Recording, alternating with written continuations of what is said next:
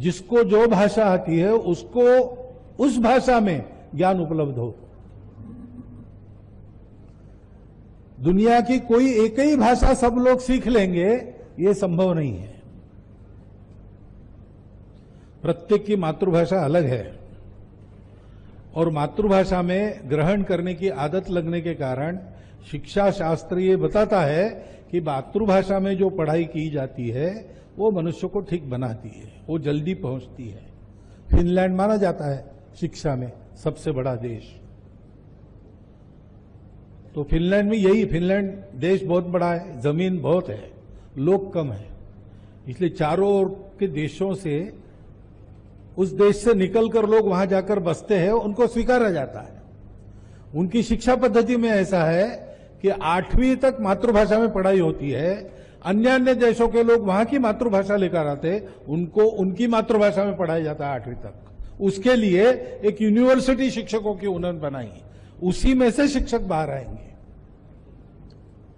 इतना मातृभाषा में ज्ञान प्राप्त करने का महत्व आज भी है। बुद्धि का विकास उससे ठीक होता है, ग्रहण क्षमता उससे ठीक बनती है। और हमारे लिए महत्व की बात है कि धर्म का भाव उसके कारण ही आता है।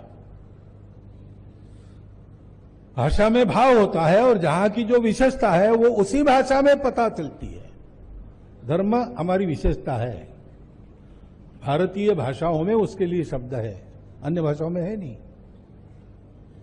और इसलिए भारत की भाषाओं में इस विज्ञान को लोगों तक पहुंचाने का प्रबंध करना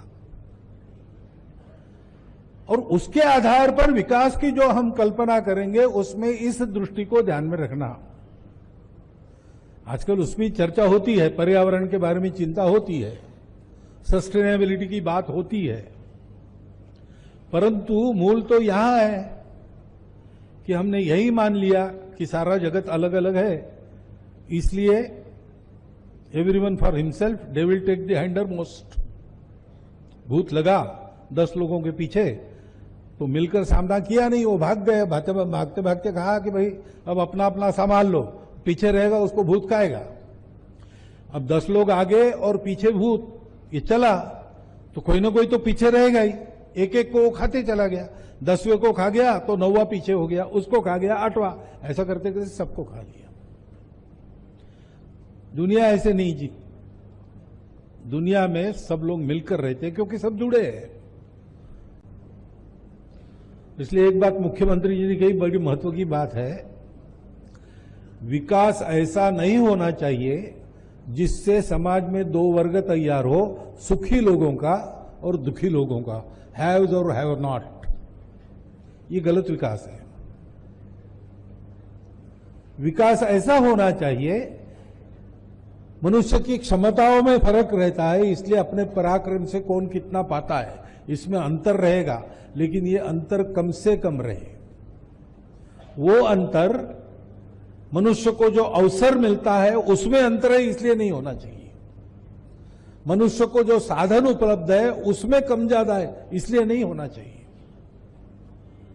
मनुष्य को उसकी क्षमता के अनुसार कम ज्यादा हुआ तो मनुष्य को भी दुख नहीं होता, लेकिन समान क्षमता वाले एक को उपलब्ध है, दूसरे को नहीं है, इससे दुख उत्पन्न होता है, वैर उत्पन्न होता है, और फिर बैरी एक दूसरे को सुख से जीने नहीं देते।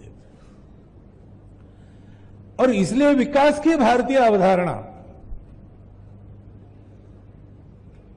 वो कहती है दोनों जानो।